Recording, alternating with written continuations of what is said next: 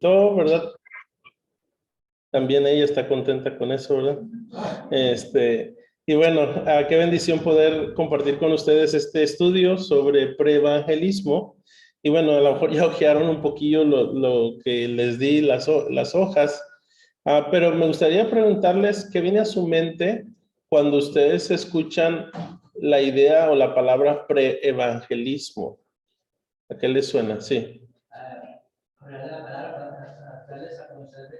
Ok, eso ya sería evangelismo, ¿sí? ¿Hermana? ¿Sí? Pues la que se anime. Para mí el preevangelismo es platicar tantito con la persona para ver. Ahorita no me va a sí, no se para ver qué creencias tiene, qué tanto conoce, para ver por dónde puede uno empezar. Ok. Muy bien. Sí, podemos decir en término sondear.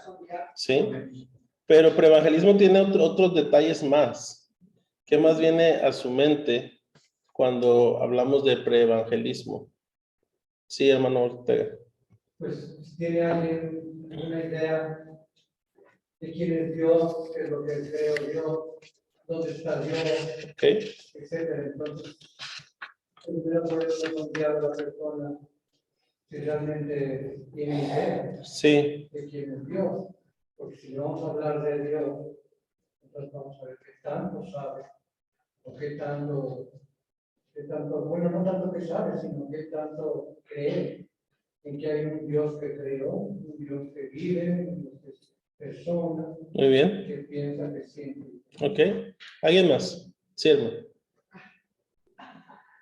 Otra de las cosas que a mí me gusta preguntarles es saber si están conscientes de que si murieran ese día, ¿a dónde van a ir? Si saben a dónde van a ir. Ok.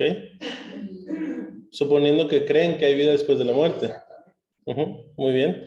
Ok, preevangelismo, y como viene ahí esa frase, es desarrollando relaciones para una presentación del evangelio de una manera efectiva. O pudiéramos mejorar la redacción para una presentación efectiva del evangelio, ¿sí? Entonces, tiene mucho que ver con el desarrollo de relaciones. Piense usted está el sábado en su casa, tenemos una conocida nuestra que trabaja en una maquiladora en toda la madrugada, de lunes a viernes, o sea que el sábado llega en la mañana a su casa, y usted es esa persona, y de repente,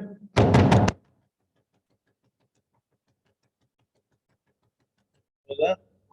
Y tú dices, bueno, es urgente porque están tocando como si la casa se está incendiando, ¿verdad? Y usted se levanta y está un cuate, ¿verdad? Con corbata o sin corbata, con una sonrisa de oreja a oreja, diciéndole, si usted se muriera hoy, ¿a dónde se iría? O sea, aparte de despertarle, le estaban matando, ¿verdad? Sí. Entonces, obviamente, es muy complicado, dependiendo de dónde estamos, el desarrollo de relaciones, y creo que ese es el asunto importante. Y obviamente tampoco estoy en contra de tocar puerta por puerta, porque eso provee ciertas oportunidades para la gente que nunca van a escuchar, ¿sí? Ahora, la primera cosa que tenemos que tener bien en claro cuando estamos hablando de preevangelismo es el hecho, esto sí va a cambiar. ¿Cómo puedo hacerlo? Ok.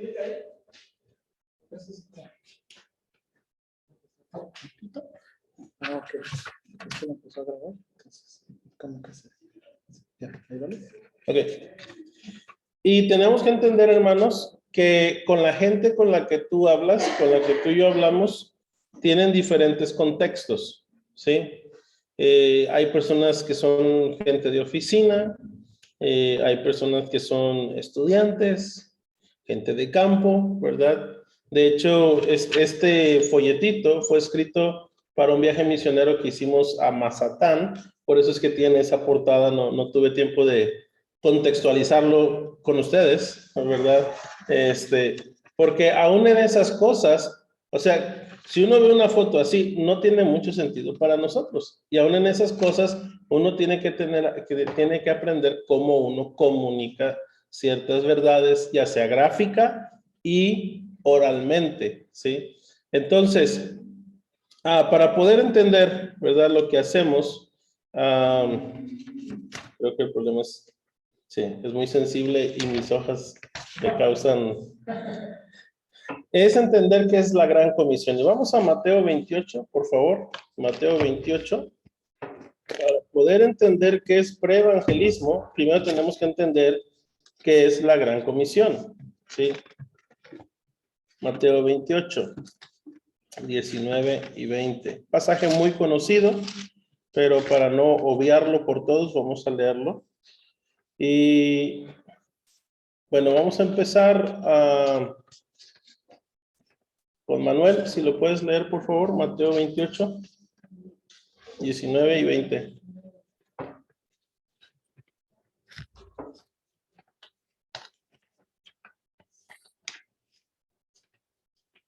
Por tanto, id y haced discípulos de todas las naciones, bautizándoles en el nombre del Padre, y del Hijo y del Espíritu Santo, enseñándoles que guarden todas las cosas que os he mandado.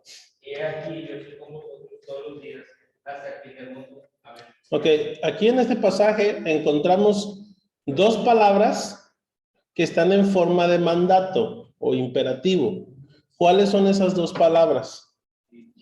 Id y haced. Ahora, nosotros los mexicanos, desgraciadamente, o por fortuna o por desgracia, somos los Contreras de todos los hispanohablantes, pero la Reina Valera, en ese sentido de hablar, lo entienden casi todos los países de Latinoamérica y España, menos nosotros. Entonces, ¿cómo pudiéramos ponerlo en el español de México? Esos verbos en forma de mandato, id y haced. ¿Cómo lo decimos en español? Vayan y hagan. No es ve y haz, porque no es primera persona singular. Es, digo, segunda persona singular. Es segunda persona plural. Vayan y hagan discípulos. Ahora, en la traducción está bien hecha, ¿verdad? Tiene que ver más con un asunto de cómo funciona la gramática en el idioma que fue escrito el Nuevo Testamento, pero solo una de esas palabras es el mandato. La otra no es mandato, toma fuerza de mandato. Me gusta ilustrarlo como ese niño todo flaquito en la primaria que se junta con el gordito abusón de la escuela, ¿verdad? Solo no la arma, pero al lado del grandote, pues, ¿verdad? Así me gusta ilustrarlo de una manera muy terrenal, ¿verdad? Me da pendiente porque aquí está el maestro de griego, ¿no? Pero es la manera en que yo lo ilustro, ¿ok?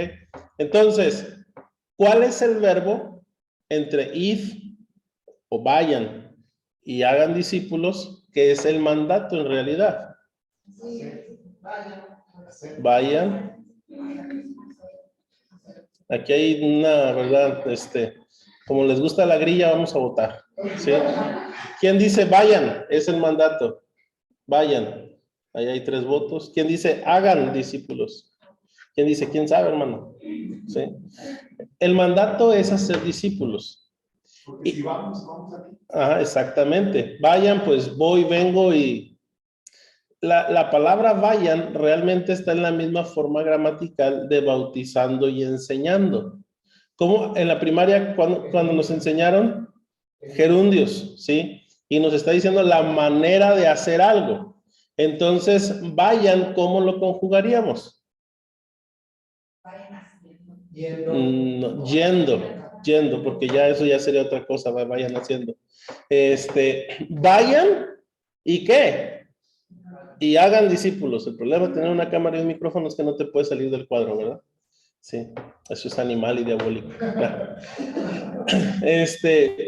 ¿Cómo aguanta usted, hermano? Pero vamos a hablar un poquito de más. Sí, de margen. ¿Cómo aguanta quedarse aquí en el púlpito? No me quedé. No se queda. una vocesota. Yo también tengo una vocesota, pero me modero. Estoy controlado. Ok. El mandato es hacer discípulos. hagan discípulos. Ahora, cuando tenemos esto bien en claro, entonces ahorita vamos a ver cómo funciona preevangelismo. La manera de hacerlo es ¿qué? Yendo. Ahora, aquí yendo lo podemos tomar de tres maneras diferentes, ¿sí? Échame la mano, Octavio, por favor. Ven. Vamos a decir que Octavio y yo trabajamos. ¿Todavía trabajas cocinando? Ya no. Pero vamos a decir que él y yo trabajamos en una cocina, ¿sí? Él es el chef y yo soy el chalán, ¿sí? Y la idea de yendo es que, ven, acompáñame aquí, así. Voltéate para allá. Así. No, a un lado mío, así como que vamos a caminar juntos. Mientras voy yendo en la vida, en la oficina, en la cocina, ¿son albañiles igual que su tío? Sí, en la albañileada, ¿verdad? No son albañilocos, ¿verdad? Nomás albañil. Amén, amén. Ok. Entonces, mientras vamos yendo en la vida, ¿qué tengo que hacer yo? Tengo que hacerle un discípulo. Ahora vamos a decir que Octavio vive en San Bosco, la iglesia queda en la San Benito. ¿Qué tengo que hacer para que él pueda ser un discípulo de Cristo? Yendo hasta donde él está. Vamos a suponer que él es un sursudanés, casi tiene la altura de un sursudanés. Son muy altos los sursudaneses. La familia Luna, ¿qué tiene que hacer? Yendo hasta donde él está. Ahora, normalmente ponemos al evangelismo como la gran comisión. Pero si yo nada más evangelizo y toco una puerta, le hablo de Cristo, voy a la siguiente puerta y hablo de Cristo, entonces yo ya ¿qué? Yo ya cumplí. Pero ese no es el mandato. El mandato es hacer ¿qué? Discípulos. Ahora la pregunta es, ¿qué es un discípulo? ¿Qué es un discípulo? No nada más es un estudiante, porque tenemos estudiantes en el IPE que no necesariamente son nuestros discípulos. Toman clases, pasan exámenes, se van y luego, ¿verdad? X, Y, Z. Pero ¿qué es un discípulo? No estoy preguntando preguntas muy profundas. ¿Qué hizo el Señor Jesucristo con lo que llamó sus discípulos?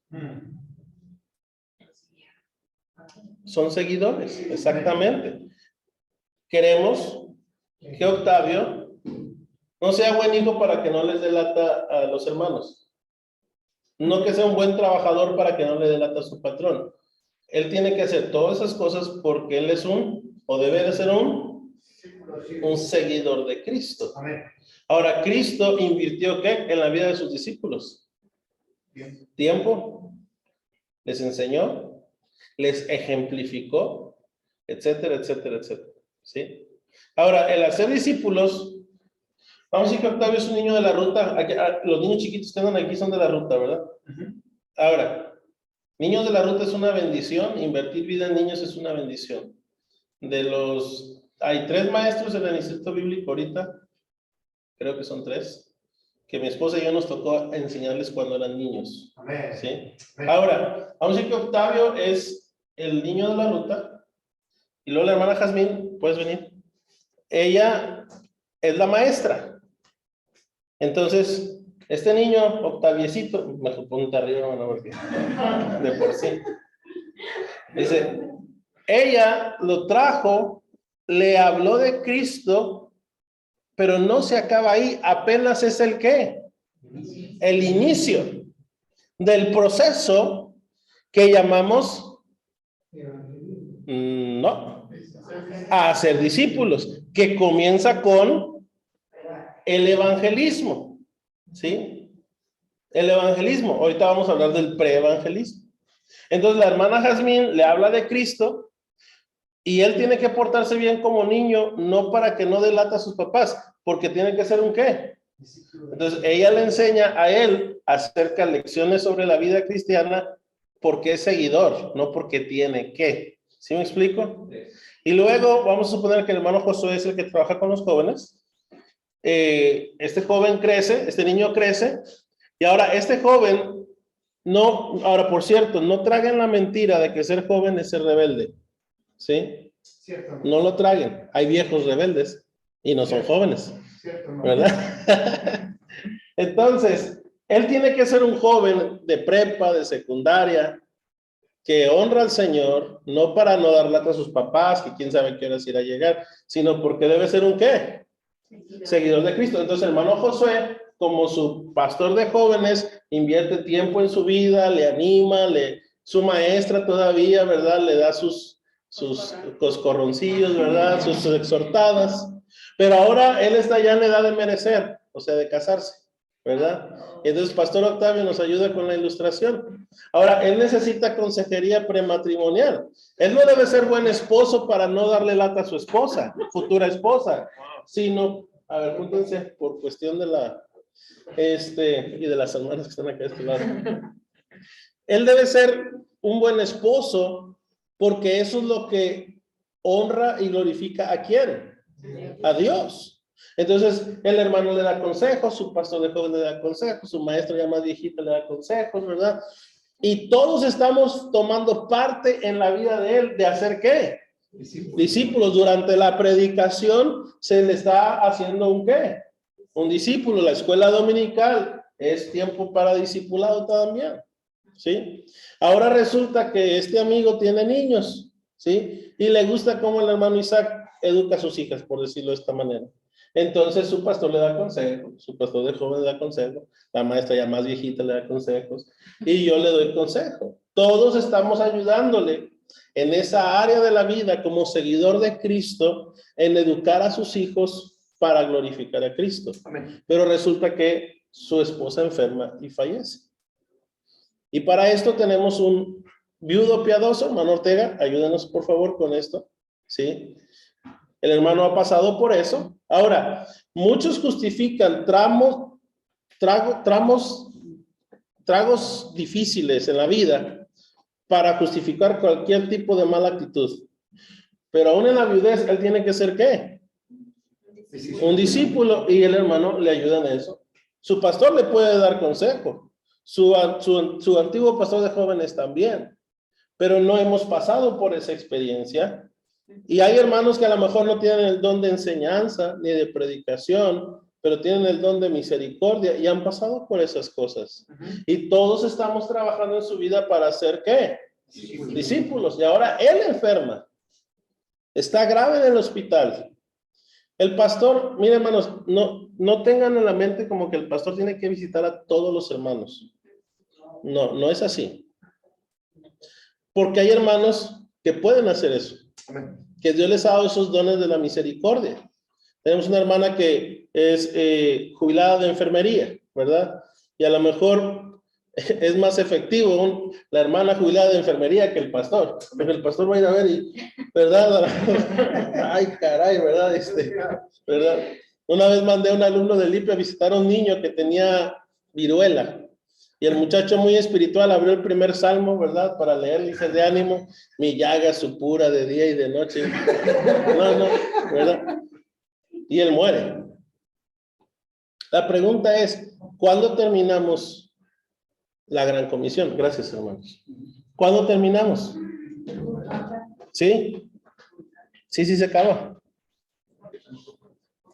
Cuando él se va con el Señor, andando como seguidor de ¿quién?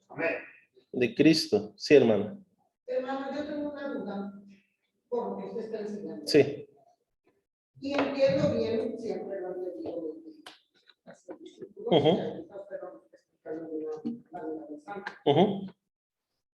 Pero, por ejemplo, yo me toco con personas a las que probablemente no voy a volver a ver aquí en el aeropuerto, por ejemplo. Una señora no tenía ninguna castilla para dolor de cabeza. Y en ese momento yo mi corazón se comparte. Ya estaban anunciando mi vuelo y ella iba a Houston, pero yo tomé los minutos que pude para compartir de nuestro Señor Jesucristo, de la salvación, de nuestros pecados, en fin, lo que Dios me puso, de lo que yo he aprendido.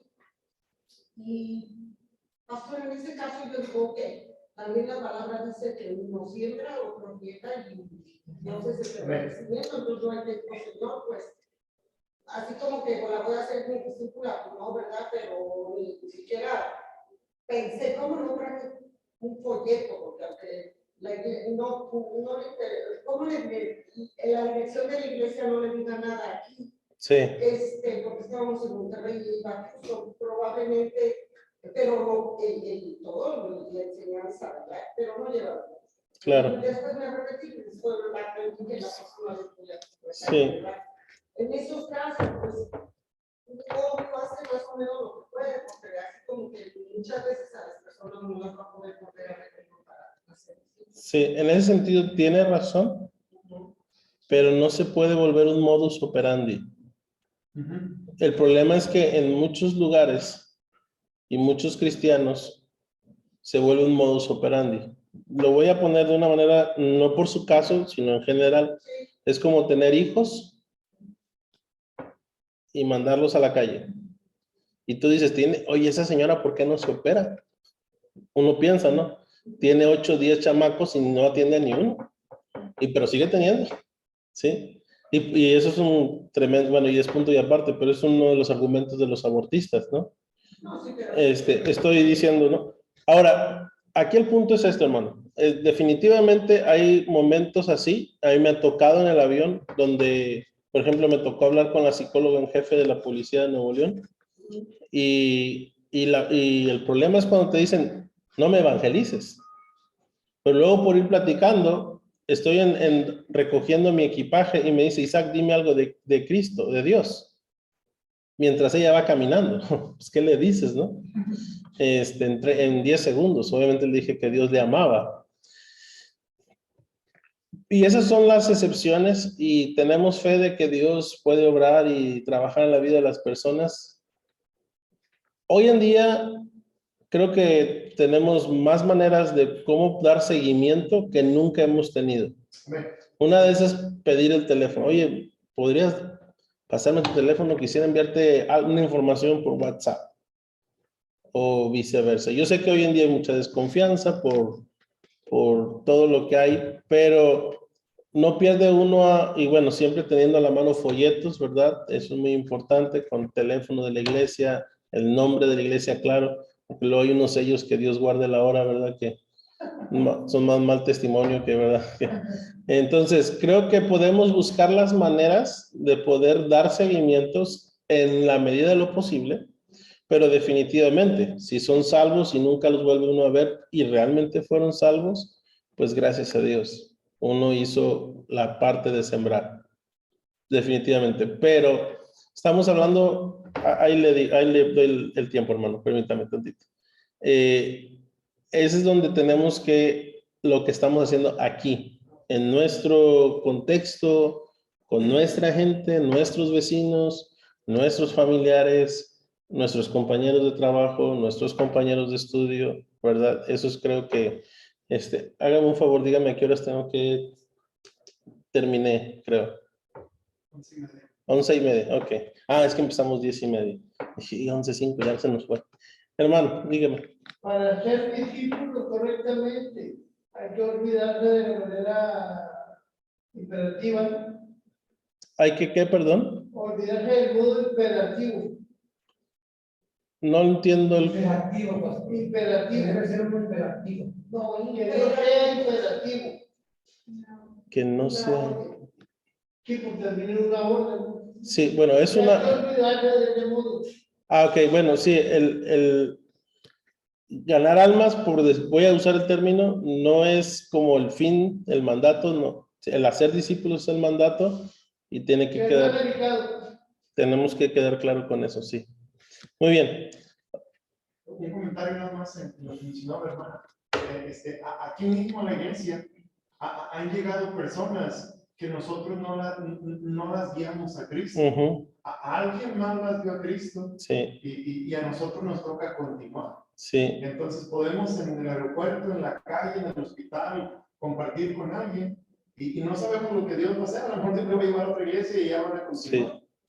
Ahora, creo que, y aquí preevangelismo entra de una manera muy sutil. Obviamente en un avión uno tiene tiempo muy limitado, porque uno puede pensar que uno está evangelizando, y ahorita vamos a hablar de un peligro que se llama sincretismo, y realmente estamos haciendo más daño que realmente estamos haciendo la obra, y ahorita espero llegar a eso, ¿no?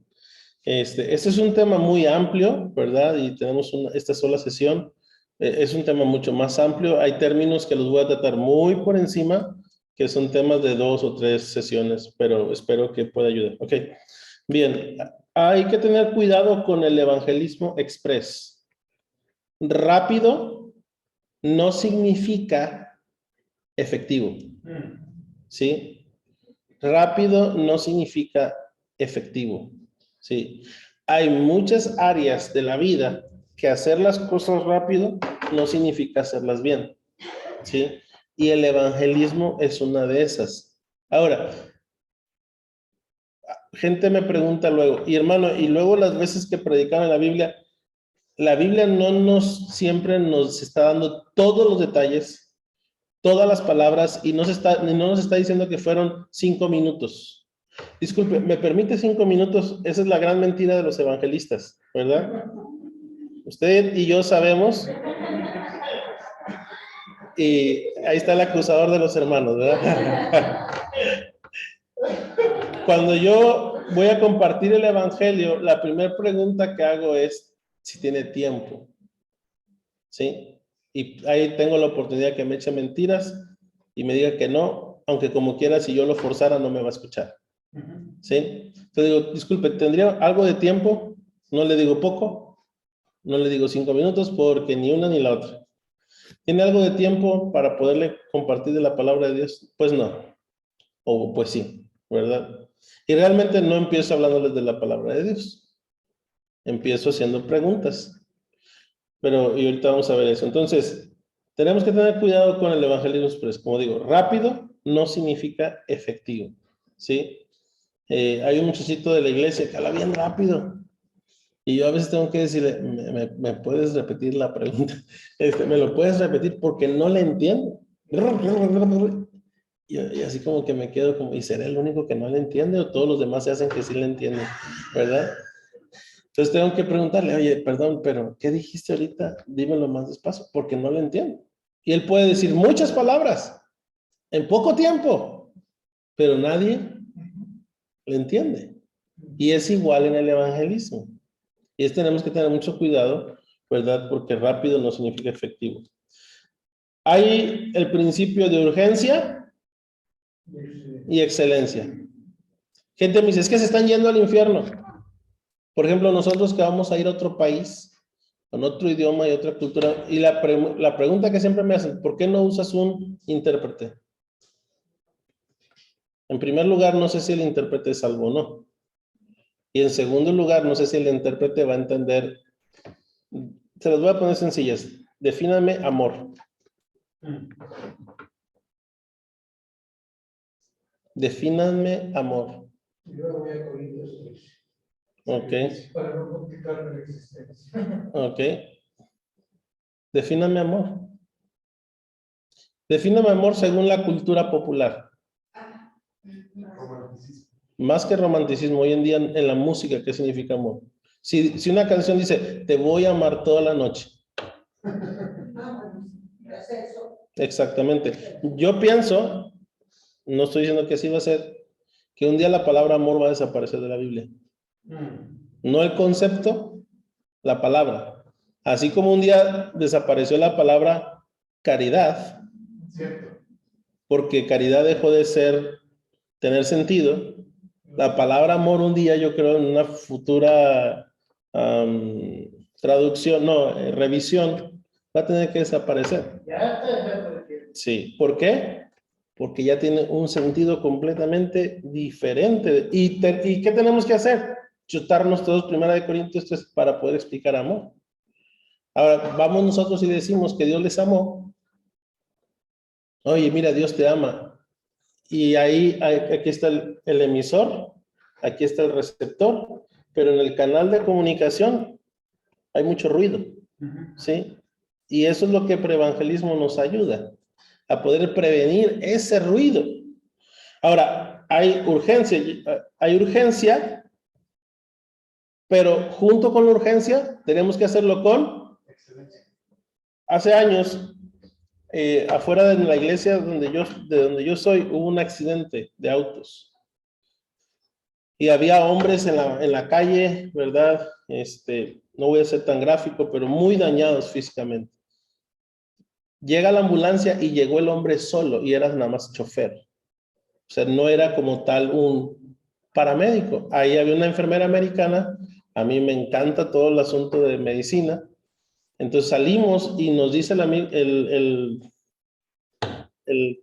hombre de la ambulancia, pues que lo ayudemos a estabilizarlos, a acomodarlos.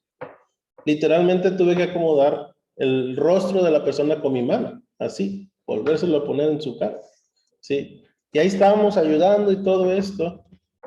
Llegó muy rápido, pero ¿qué era el problema? No tenía excelencia. ¿Sí me está siguiendo? Entonces tenemos que tener cuidado. Yo sé que hay urgencia, la gente se está muriendo, se está yendo al infierno, pero igual si no lo hacemos de la manera más excelente posible, como quiera, ¿qué va a pasar? Como quiera se van a morir y como quiera, ¿qué? Se van a ir al infierno. No, pero que Dios lo que usa el corazón. Yo entiendo todo eso, pero tenemos que apuntar hacia excelencia. ¿Ok? Ahora, otro concepto, no sé si nuevo o popular para ustedes. Hermana, ¿tenía algo que decir? Sí, pues era sobre el amor, porque luego las personas creen que porque tanto amor Dios, de tanto amor Dios al mundo que dio a su hijo, y creen que, si Él nos ama, ¿por qué nos va a condenar? O sea, no va por ahí. Sí, hay ideas. Si no hay el tiempo para explicarle, eso realmente significa por evitar ese versículo. Y no es evitarlo, es, como digo, buscar excelencia. ¿Sí? Y hacia allá estamos apuntando. Bueno, otra cosa es el asunto de la cosmovisión. ¿Qué es cosmovisión? Pues ahí está en la diapositiva. Es la manera en que una persona concibe la realidad. Hoy en día, casi cada persona que tiene temperatura tiene COVID. ¿Sí? Sí, eso es la cosmovisión de nuestros días. Pero si usted le pregunta a un tarahumara, va a decir que vieron el arco iris y por eso tiene COVID, tiene fiebre. Ahora, hay una sola realidad. La temperatura de la persona está elevada. Esa es la realidad. Cosmovisión tiene que ver con la manera en que una persona concibe la realidad. ¿Sí? La manera en que una persona concibe la realidad. El que una persona hable de Dios no significa que una persona cree en Dios.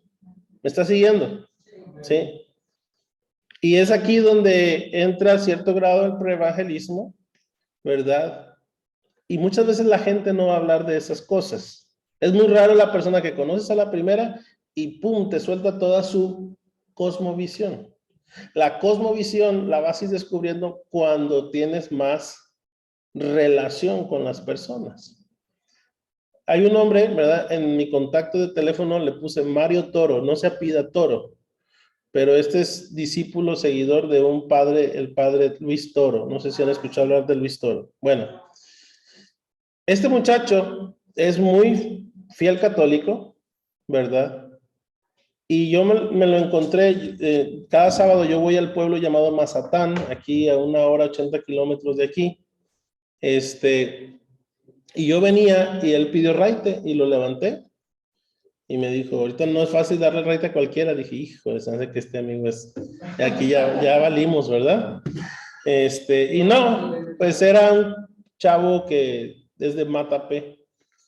Y empezamos a hablar y duramos 1 hora hablando. Él aguerrido, católico, apostólico y mexicano. Me dan ganas de bajarlo a medio camino ahí, en lo más oscuro de la carretera. No. Pero seguir su contacto. Y me manda videos que obviamente no veo, que no tengo el tiempo de verlos, sobre Luis Toro, o de Luis Toro más bien dicho. Entonces, en las últimas semanas, él a veces me saluda, buenos días, y yo le digo buenos días. Entonces, durante estas semanas le pregunté, oye, ¿y tú qué haces durante la cuaresma? No estoy atacándolo, estoy sondeando su cosmovisión. ¿Sí me está siguiendo? Y me di cuenta que hay videos que ni siquiera él ha visto, porque uno de esos videos que sí vi sobre el comer o no comer carne los viernes de cuaresma, él ya me empezó a platicar, no, pues que hago esto y que aquí, que allá, que el Santísimo y esto y lo otro, sin atacar. Yo no refuté, no ataqué absolutamente nada, solamente lo estás escuchando, ¿sí? Y entonces, él me habló sobre eso de la comida de los viernes, etc. Entonces, he estado platicando con él más que piensa, que cree, que opina, porque definitivamente yo lo veo que está muy... Y yo lo veo y le digo, mira, tú no sigues la Biblia, tú sigues al Luis Toro, ¿verdad? Ahí sí hablamos directo. Y siempre Luis Toro tiene entrenada a la gente siempre su pregunta es, ¿cuándo comenzó tu iglesia? ¿Sí? Y ya le pongo yo en el año 30. ¿Verdad? Porque ellos dicen también lo mismo. Entonces, quiere saber su cosmovisión, la manera en que percibe la realidad. Como digo, el que una persona diga Dios, no necesariamente es que creen en el mismo Dios que tú. El clásico ejemplo que cristianos usan para tratar de animar su fe con la ciencia es el famoso científico Albert Einstein. Albert Einstein no era cristiano como tal, era deísta. Él creía que por ahí un ser superior, pero yo veo cristianos publicando, ¿verdad? Y que Albert Einstein y videos bien, ¿verdad? Motivacionales. Pero tenemos que tener cuidado de decir, Albert Einstein era tan cristiano como podemos decir un católico es cristiano, un testigo de Jehová es cristiano, un mormón es cristiano.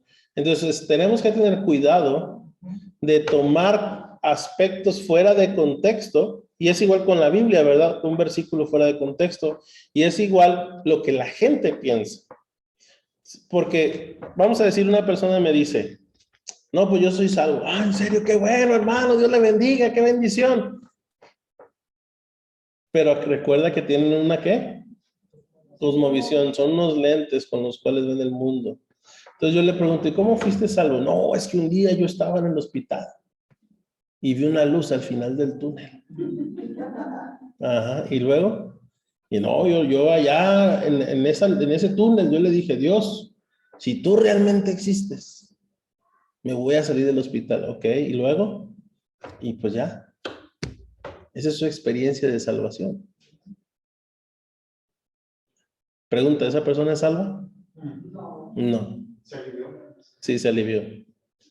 Sí, le dio un buen shot de medicamentos y listo. Pero no es cristiano, no es salvo.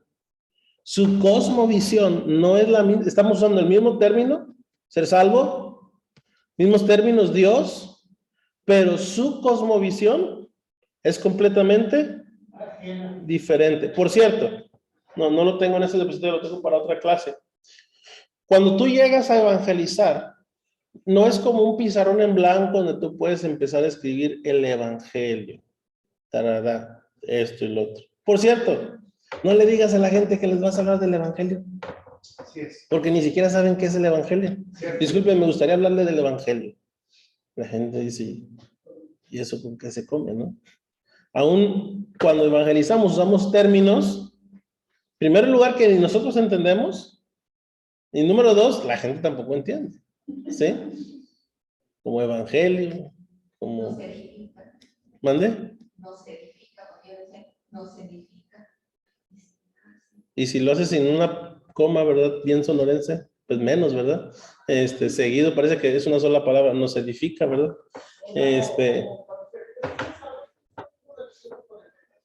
Bueno, ahí ya usted sabe quiénes son. Sí, por ejemplo, si yo llego, normalmente yo le digo, me gustaría hablarle de la Biblia, y la persona me dice, yo ya la estudio, ya sé quién es un testigo de Jehová. Si me dice, no, yo ya soy salvo y bautizado, apostólico, Si me dicen, no, ustedes no quieren a María, pues ya sé que es católico. Sí, pues yo creo que tú eres la que no lo quieres, porque tú es la que estás empezando con que yo ataque a tu mamá, yo no estoy atacando, ¿verdad? Entonces, hay una manera de que la persona concibe la realidad, hermanos, ¿sí? Pero la verdad es que hay una sola realidad, ¿sí? Cosmovisiones hay, te sorprenderías si los pongo a platicar ahorita sobre cosas que cada uno de ustedes cree, ¿sí? Sí.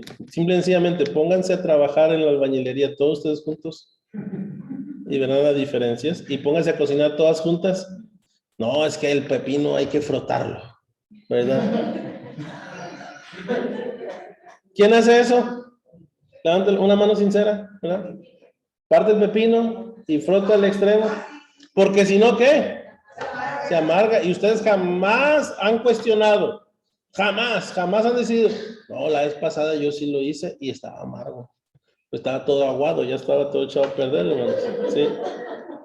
Pero bueno, tenemos una cosmovisión, una manera en que percibimos la realidad, ¿sí?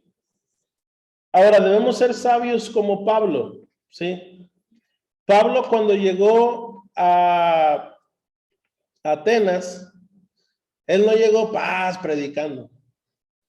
Por lo que podemos ver por el contexto, Pablo, ¿qué hizo?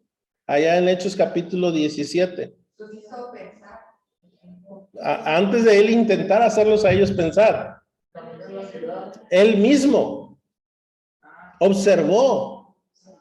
Pablo dijo, en todo veo que sois muy religiosos, ¿sí? Ahí la palabra veo, no sabes qué palabra está usando. ¿Me puedes, si tendrías? Sí, pero no es un asunto de que Pablo lo supuso. Pablo estuvo, ¿qué? Observando, estuvo viendo, ¿sí?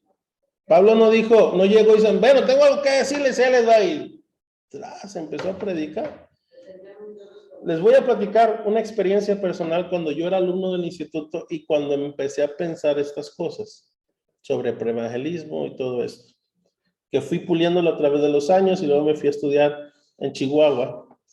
Yo servía en el poblado Miguel Alemán, en calle 12, ¿sí? Yo había ido a evangelizar el sábado previo. Una señora hizo una profesión de fe, oró, ¿verdad? Casi lloró. Y a la semana siguiente regreso.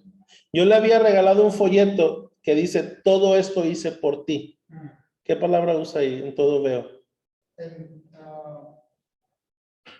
Dice, hermanos atenienses, es Daisy Daimonestheus. Es esa En todo veo que sois muy religiosos. Es la de voto religioso es Daisy Daimonestheus. No, pero la de veo es la que estoy.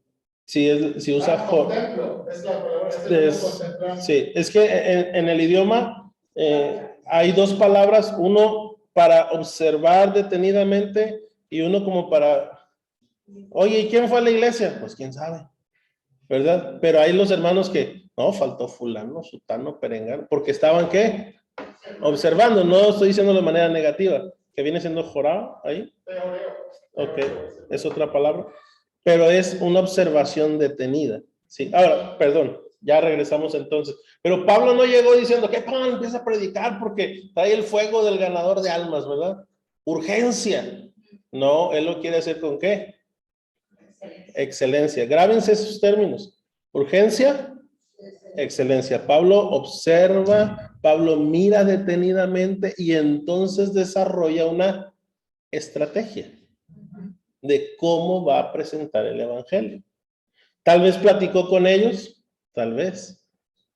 Ahora, les decía yo, esta señora hizo una profesión de fe y a la semana siguiente yo regresé. Y me dice, ay, la oración que hicimos estuvo muy bonita la semana pasada. ¿No me la puedes escribir? ¿Para qué? Pues para seguirla, y no uso la palabra orando, rezando.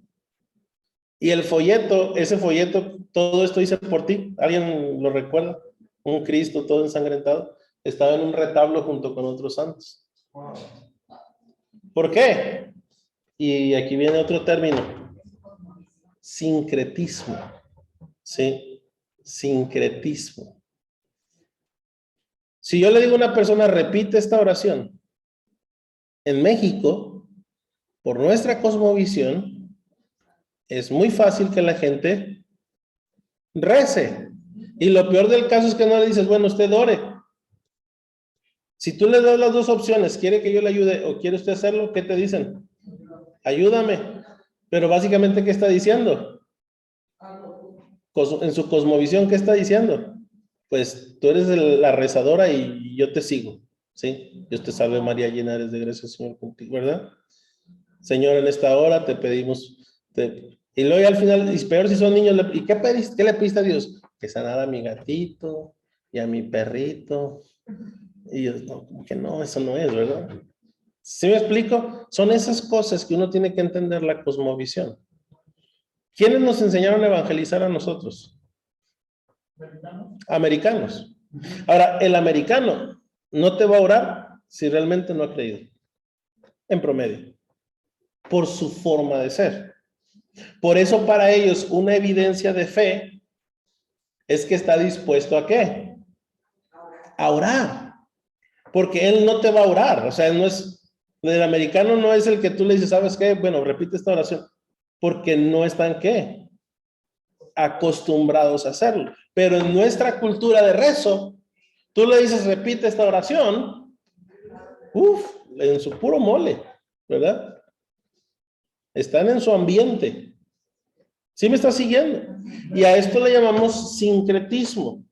Hermano Josué es de Puebla, ahí cerquita de Puebla está la ciudad de Cholula, ¿sí? Y esa es una imagen de Cholula, ¿sí la pueden ver? Es un cerro muy bonito, a mí me encanta andar en cerros, y está coronado con una iglesia católica. Pero de un lado del cerro hay una pequeña puerta, vamos a decirlo de esa manera. Tú entras por esa puerta y cuando estás adentro de esa cueva, vamos a llamarlo así, te das cuenta que es ese cerro. Ese cerro no es otra cosa más que una pirámide, ¿sí? ¿Qué pasó? ¿Qué sucedió ahí? Sincretismo. Los indígenas iban y sacrificaban a sus dioses ahí. Los españoles muy inteligentes destruyen la pirámide, la cubren y arriba construyen una iglesia católica. Pero ¿quién era más inteligente? ¿Los frailes o los indígenas? Los indígenas, porque siguieron adorando a sus ídolos y por ello no tenía problemas. Y Huitzilopochtli le llamábamos San José, ¿verdad? Y si a Tonantzin le llamábamos la Madre de Dios o la Reina del Cielo, porque ellas también le llamaban la Reina del Cielo. Y eso es sincretismo religioso. Pero, adivine qué, en la Biblia también encontramos sincretismo. No voy a tener tiempo para entrar a esos pasajes, ustedes lo pueden ver después. Vemos el sincretismo asirio en 2 de Reyes, capítulo 17, 24 al 41, no tenemos tiempo de verlo. También tenemos sincretismo licaónico en Hechos 14, 4 al 8, y acabo de estar meditando en otro pasaje que me llamó mucho la atención. Obviamente hay cosas que estoy infiriendo que no dice el pasaje. La ocasión en que Pablo es mordido por una serpiente allá en la isla de Malta, que también pienso que hubo sincretismo y que Pablo no pudo aclarar. Porque no, con los licaónicos parece que Pablo sí hablaba licaónico, pero en Malta eran africanos y parece ser que Pablo no alcanzó a entender ni comunicar que él no era un dios, sí, porque Lucas no lo dice, puede ser que sí, puede ser que no. Bueno, entonces llegamos al punto de cuidado con el sincretismo cristiano mexicano, sí. Caray, hermano, ¿y eso con qué se come? ¿En qué iglesia? Pues en esta. ¿Sí? Le voy a poner un ejemplo de sincretismo cristiano mexicano. Por ejemplo, pastor, estoy por empezar un negocio. ¿Puede ir a orar por mi negocio? ¿Tiene algo de malo que el pastor ore por ese nuevo negocio? Yo no hacía eso cuando era pastor porque qué tal si quebraban. Iban a echar la culpa a mí. Sí. No tiene nada de malo si no fuera por nuestra cultura. Cuando no eran creyentes, aún sí que eran católicos, que era la usanza. Iba el sacerdote y ¿qué? Bendecía el negocio. Echaba agua bendita, el pastor cuando me echa saliva bendita, ¿verdad? ¿Y qué es el problema con eso? Que lo traes a la iglesia. Y entonces le pides al pastor que ahora sea el nuevo medio de bendición para el negocio. Por orar. Y no me malentiendan, sí podemos orar para que Dios bendiga y prospere un negocio. No hay promesas para nada de eso. Pero aquí yo haría preguntas muy puntuales para evitar sincretismo cristiano mexicano. ¿Sí? ¿Qué otras cosas podrían ser sincretismo en nuestras iglesias? No, pero estamos hablando sincretismo cristiano, bautista, fundamental, independiente. Sí, hermano. Sería el caso de que uno quiere sentarme en una casa y el pastor que vaya a visitar. También para que los espíritus chocarreros nos dejen dormir. Sí, también sería sincretismo. Pero uno, el dueño, puede uno bendecir su casa. Pues es que realmente, hermana, nosotros no tenemos un poder intrínseco directo de bendecir, como de... Y la pregunta es, ¿qué significa en primer lugar bendecir? Es que a mí me entra una duda, hermano. Hay veces que la casa no es ni siquiera nueva. Entonces no sabemos qué hicieron en esa casa. No importa. Uno llega a su casa. Sí, son piedras, son cemento. Se le Sí. entrega un adiós y punto. Sí, aunque haya cadáveres ahí abajo, ¿verdad? La clásica de la escuela, ¿verdad? Cuando uno era niño, hombre, aquí antes era un cementerio. Sí. Ok, hermano, y luego, hermano. Pero sincretismo, bautista, fundamental, independiente. Sincretismo con lo que voy a mencionar. Pero yo noto en la iglesia cristiana, en la nuestra, y en las que yo conozco, es que practican el cristianismo como católicos. Vienen el día que quieren, a la hora que quieren, hacen lo que quieren. Realmente no han querido, o no han querido, no han podido realmente adoptar una cultura que realmente sea, pues ahora sí que la doctrina que tiene la palabra de Dios. Sí. Bueno, tal vez quiero aclarar con sincretismo, a veces tiene que ver más con cierto asunto de poder espiritual. Como rituales, como... Yo tengo un par de ejemplos más. Hermano, si acabamos tal vez la culpa... Puede ser también que va más a la iglesia y desatiende a su familia para estar más en la iglesia y desatiende a la familia, desatiende a la obligación familiar, se podría decir. Bueno, eso no sería sincretismo, ese es un buen pretexto para simplemente no hacer lo que debe hacer. La iglesia va a ser el pretexto. Yo soy pastor y me he dedicado mucho a la iglesia, sin que necesariamente desatendamos la familia o cualquier cristiano, pero es un pretexto, más que, o sea, el que desatiende a la familia por la iglesia va a desatender a la familia por cualquier otra razón. El problema no es la iglesia, el problema es desatender la familia. ¿Sí me explico? Pero bueno, eso es otro tema para una conferencia de la familia. Déjenme ponerles un ejemplo por cuestión del tiempo.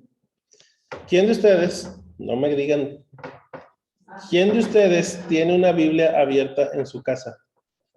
En el Salmo 23. En el Salmo 23. No me diga quién, no levanten la mano. ¿Por qué lo hacen? ¿Por qué la tienen abierta en su casa? Algunos la traen en el tablero del carro. Y hoy choqué. Porque quité la Biblia cuando estaba limpiando el carro, no lo puse. Le damos un poder al libro. Y cuando digo al libro, no estamos diciendo las verdades, sino al papel, a la pasta, a la tinta, que realmente el papel, la pasta y la tinta no tienen. O sea, usted no puede poner la Biblia abajo de la almohada y usted va a dormir más a gusto. Sí, mejor compres una almohada Soñare. ¿Verdad? Les voy a pedir regalías. Si me explico, eso es sincretismo. Le estamos dando un poder que el libro no tiene. ¿Sí? Que el libro no tiene. Le estamos dando un poder al pastor que el pastor no tiene. ¿Sí me está siguiendo? O aún a nuestra propia oración que mi oración no tiene. O sea, el poder no está en mí, ni en la oración como tal. El poder está en ¿quién? En Dios. Entonces, eso es sincretismo. Pero llegamos aquí a la iglesia, hacemos una profesión de fe y seguimos nuestra vida cristiana. Ahora recuerden, no me he perdido todavía, ¿qué es la gran comisión? Hacer discípulos. ¿Y cómo voy a saber yo que usted cree esas cosas? Escuchándoles, pasando tiempo con ustedes. Por eso es que a nosotros nos conviene que el pastor tome tiempo con 4 o 5 en lugar de con todos. ¿Por qué? Porque si el pastor toma tiempo con todos, ¿cuán profundo van a ser esas relaciones del pastor con todos? Pero si el pastor profundiza con 4 o 5, y esos 4 o 5 profundizan con otros 4 o 5, y esos otros 25 profundizan, entonces podemos hacer discípulos de una manera más efectiva. Discúlpeme, voy a decir el dicho popular: el que mucho abarca, poco aprieta. ¿Sí? Perdón que use un dicho popular, es que no se me vino un versículo ahorita. Entonces, y ese es el asunto de preevangelismo, ¿sí? Obviamente tiene otras connotaciones que ya no nos alcanzó el tiempo, pero es importante que ustedes y yo aprendamos a entender estas cosas, pero siempre la base debe ser ¿qué estoy haciendo? ¿Hacia dónde voy? Y si hacia dónde voy es que él sea un seguidor de Cristo, entonces vamos a decir que alguien viene conmigo y me dice: pastor, mire, yo quiero que usted ore por mi negocio. Entonces yo nomás voy, ¿y de cuánto va a ser la ofrenda, hijo mío? No, yo le pregunto: disculpa, ¿por qué quieres que ore por tu negocio? No, pues para que nos vaya bien, y si nos va bien, mire, misiones, los diezmos, los ofrendas. Entonces, esa es una oportunidad para mí, ¿de qué? De discipularle. Vamos a suponer que es cristiano, pero no con todas las ideas correctas. Hace la otra vez un pastor que fue y que le dijo que fueron con la chavala que una silla en una mesa, y si no se llegaron, yo me esperé y se las prestó. Pastor, aprovechando, para que por el negocio, y ya se quedó callado, pues no puede orar. Sí. Bueno, aprovechando la oportunidad. Señor, que todos sus clientes lleguen a la iglesia. Sí, entonces creo que es importante. Ahora, ustedes van a poder ver en ese librito que a continuación va a venir una lista de preguntas y preguntas. Esto es para que ustedes puedan ir sondeando, pero también poniendo en la mente de la gente estas preguntas para que esta gente empiece a despertar. Es decir, ¿por qué esto? ¿Por qué aquello? ¿Por qué lo otro? Y llega el punto donde ahora tú ya no les estás buscando, ellos te están buscando, pero no es atacarles y tampoco es una encuesta. Ok, ¿me permites hacerte una encuesta? No, es a través de ¿qué? De relaciones. El pueblo de Mazatán tiene 1,100 personas y contando para abajo. ¿Cuánto tiempo les gusta que visitamos las casas en Mazatán? En un viaje misionero, con todos los alumnos que apoyan nuestra iglesia, lo hacemos.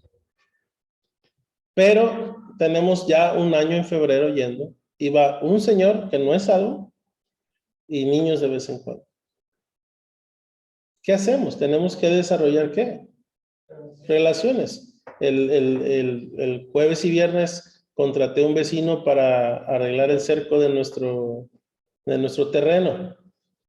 Ahora no le dije: ok, te contrato y ten y con permiso. Adivine qué hicimos. Estuvimos trabajando con él.